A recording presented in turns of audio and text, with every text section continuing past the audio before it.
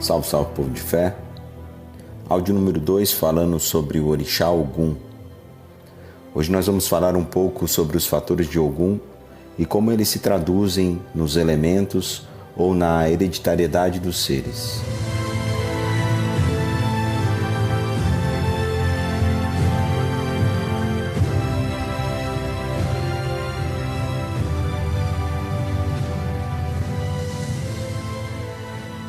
Aprender sobre os fatores de cada orixá nos auxilia a compreender a força que cada elemento ligado a eles exerce, pois cada elemento relaciona-se a um orixá e repete vibratoriamente através da sua fatoração as energias que são vinculadas a ele. Mas antes de falarmos propriamente sobre os fatores, vamos compreender qual o significado desta palavra no dicionário. Fator no dicionário é definido como todo elemento que contribui de alguma maneira para a obtenção de um resultado. Na matemática, por exemplo, os números são fatores que, envolvidos e trabalhados dentro das operações, geram resultados. Eu tenho certeza que todos nós, nos tempos de escola, já ouvimos falar que a ordem dos fatores não altera o resultado. No energético também é mais ou menos assim. Muito bem. Então, fator, quando nos referimos ao fator de um orixá, é o elemento que determina, que executa e que produz dentro daquela onda vibracional produzida pelo orixá um dado resultado. Fator é tudo aquilo que está dentro do campo vibracional ou do campo de atuação do orixá. É tudo aquilo que é regido por ele, tudo aquilo que ele sustenta ou tem sobre domínio. A ordenação que surge em Ogum, enquanto fator ordenador, é a característica que implica em todos os seres da criação vinculados ao seu magnetismo. Logo, todos os filhos, pedras, ervas, águas e animais de Ogum trarão em si este fator impregnado. É importante entender que um orixá traz consigo bem mais que um único e isolado fator.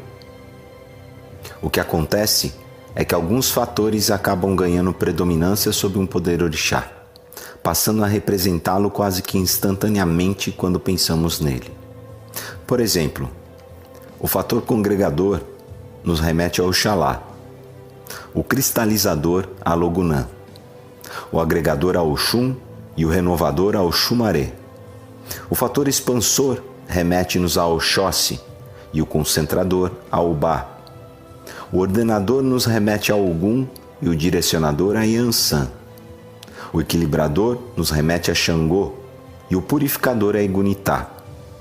O transmutador a Ubaluaê e o fator decantador a Nanamburoquê.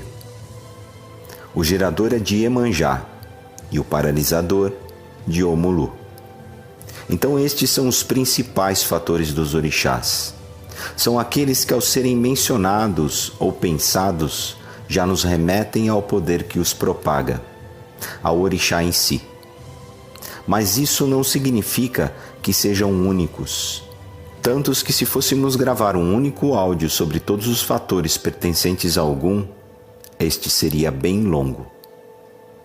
O importante é que, compreendendo o que são fatores e sabendo como eles funcionam, fica bem mais fácil compreender também quais características eles trazem, por exemplo, numa erva que vem sob a imantação de um determinado orixá. Tocando o barco então. Eu disse no áudio anterior que Ogum é guerreiro, é combatente que vai à frente das batalhas, nos defendendo e abrindo os nossos caminhos. Todo esse comportamento que damos não só a Ogum, mas caracteristicamente a cada um dos orixás, corresponde à expressão energética e magnética que o orixá emite através de seus fatores. Não é que Ogum se materialize enquanto um soldado de armadura prateada e sai em seu cavalo branco por aí dando golpes e cortando todo mundo com a sua espada na mão. Essa é uma forma figurada de expressar e até de humanizar o poder orixá dentro do universo religioso.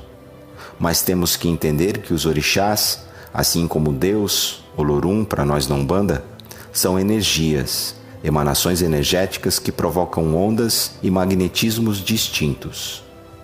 Ogum emite uma onda dentro de uma determinada frequência. Oxalá emite outra onda diferente de Ogum e diferente dos demais orixás. E assim, cada orixá tem sua própria frequência e comprimento de onda. E isso acontece porque eles não são humanos.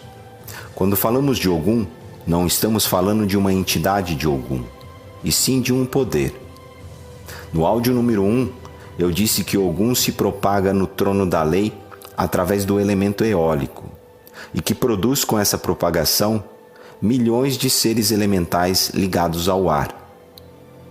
Disse também que a partir de Ogum maior surgem hierarquias de seres naturais, que tanto podem ser falangeiros de Ogum, representados por naturais humanos, os nossos guias, como podem também ser naturais orixás, intermediários ou intermediadores de Ogum maior. Nós já falamos sobre esses orixás intermediários quando mencionamos a incorporação de orixás na Umbanda, lembram? Então, como eu vinha dizendo, os orixás naturais, embora pertençam ao mesmo plano que o nosso, o plano natural da vida, vibram em uma outra dimensão dentro das 77 dimensões existentes. Mas vamos adiante. Ainda falando sobre os fatores. Com este esclarecimento que nos é dado a respeito dos fatores, podemos presumir, por exemplo, que as ervas na imantação de Ogum carregam os fatores de Ogum, onde entre outros está o fator ordenador. Da mesma maneira, as ervas de Oxalá carregam os fatores de Oxalá, as de Oxum, os fatores de Oxum. E assim acontece com todas as ervas, pedras, águas, animais e filhos de todos os orixás. Os fatores dos orixás são apresentados para nós por palavras que representam ações, os verbos. Os verbos, dentro da linguagem, são palavras que representam e que indicam um acontecimento. Aprendemos isso em português na escola. Então, precisamos compreender que todo fator orixá será representado por um verbo.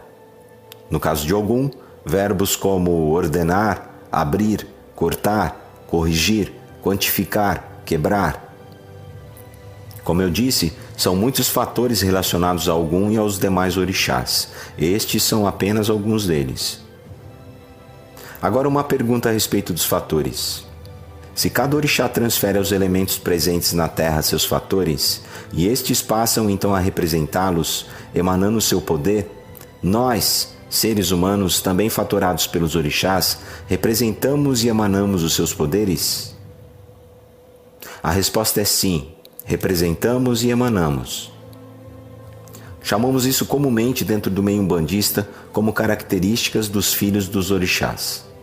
A diferença básica é que não emanamos essa fatoração pura, assim como faz um cristal, uma planta ou mesmo um animal. Dentro do nosso psiquismo, essa energia fatoral é metabolizada e, na grande maioria das vezes, recodificada, reprogramada pelos nossos pensamentos, sentimentos e emoções. Não devemos nos esquecer que ainda somos seres completamente emocionais e que o nosso estágio evolutivo não nos permitiria sermos diferentes. Unidos então, principalmente aos nossos defeitos e qualidades emocionais, esses fatores provindos de nossos pais e mães orixás resultam em características positivas e negativas próprias e muitas vezes bem particulares de cada ser. Agora nós vamos falar um pouco das características no positivo e no negativo dos seres fatorados por Ogum, ou os filhos de Ogum. Vamos em frente. Os filhos de Ogum possuem geralmente um biotipo físico de estatura média, com tendência a terem um corpo bem definido. Geralmente demonstram interesse por atividades físicas e esportes violentos, visando assim manter o corpo sempre em boa forma e forte. Por serem portadores de um temperamento rebelde, desde a infância são pessoas muito difíceis de lidar. Os filhos de Ogum são pessoas que se movimentam de forma extremamente emotiva, e isso, somado à nossa natureza pura, que já é praticamente toda emocional, causa uma avalanche de tempestuosidade. São pessoas que, se forem convidados para uma briga, por exemplo, jamais se interessam em saber o porquê você quer brigar ou com quem. Se você for amigo dele, ele simplesmente briga por conta desta amizade. Comportamentos como este rendem a qualidade de lealdade aos filhos de Ogum. Com isso, nós concluímos que é sempre bom ter um amigo de Ogum por perto. Brincadeiras à parte, vamos às características dos filhos de Ogum no negativo e no positivo.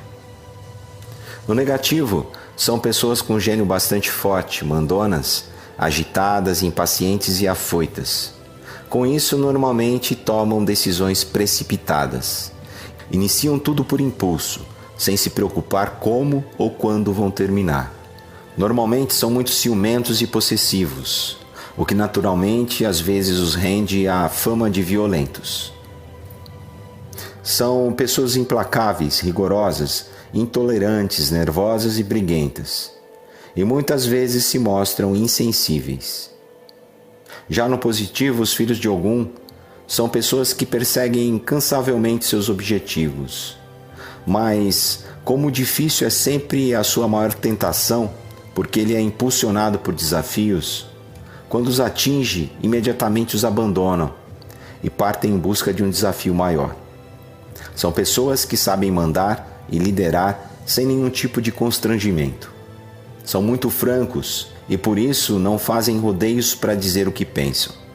São pessoas de garra que jamais admitem a própria fraqueza ou derrota.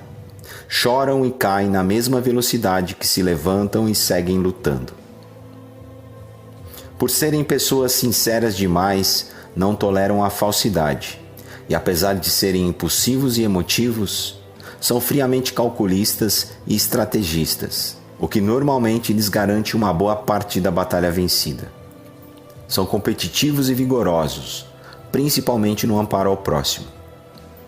São extremamente protetores, espontâneos e se adaptam facilmente a qualquer lugar. Possuem uma socialização razoável e gostam bastante de festas e de estarem junto às pessoas. Então aqui foram as principais características dos filhos ou filhas de Ogum. Digo filhos ou filhas porque muitas mulheres acham que só podem ter como orixás de frente orixás femininos. E isso não é verdade. Tanto homens quanto mulheres podem ter pais ou mães orixás regendo à sua frente. O que devemos lembrar é que sempre contrabalanceando a coroa, teremos no adjunto um orixá com polaridade oposta ao que rege à nossa frente.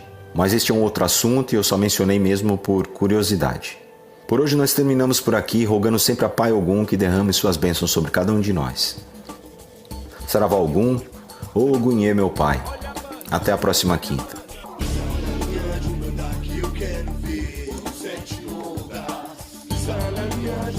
Que eu quero ver.